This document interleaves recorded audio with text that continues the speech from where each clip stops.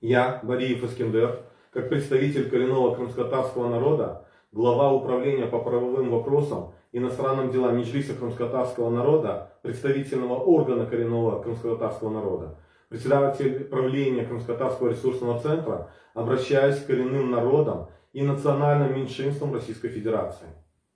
Дорогие братья и сестры, не верьте в украинофобскую пропаганду российских СМИ. Уже третьи сутки вооруженные силы Российской Федерации совершают преступления против человечности. Уже третьи сутки российские войска бомбят города Украины, убивают граждан Украины разных национальностей. Мы, граждане Украины разных национальностей и вероисповеданий, не хотим войны. Мы не несем никакой угрозы народам Российской Федерации. Мы хотим жить в мирной, демократической европейской стране, Украина. Хочу напомнить, что колониальная политика России поработила многие народы, уничтожила их государственное образование, создала условия для вымирания. Крымско-татарский народ стал численным меньшинством на своей родине в результате целенаправленной политики геноцида. После аннексии Крыма России в 1783 году, апогеем которой стала насильственная депортация в 1944 году. Политика расовой дискриминации и геноцида крымско-татарского народа продолжается с 2014 года, началом оккупации Крыма. Россия грубо нарушает Декларацию о правах коренных народов не только на территории оккупированного Крыма, также преследует правозащитников коренных народов России. Примером являются Шорка Яна Танагашева, Интельмен Дмитрий Бережков, Бурят Доржа Дугаров, удыгеец Павел Селензида, два брата татарина Кашаповы и десятки правозащитников, представляющих коренные народы России.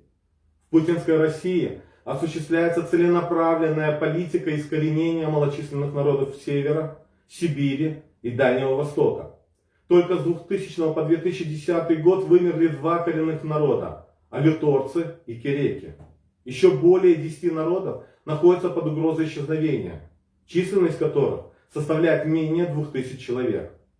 Дорогие братья и сестры, сегодня Путин и его окружение для удовлетворения своих хищнических потребностей направляют ваших сыновей в Украину убивать граждан Украины, этнических украинцев, евреев, русских, татар, немцев, крымских татар, поляков и других, как когда-то пришли на вашу землю убивать ваших прадедов.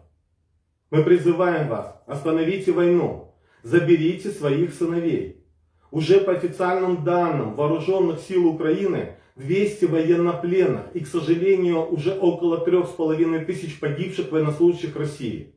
К сожалению, Путин направляет на войну в Украину в основном представителей коренных народов России как пушечное мясо.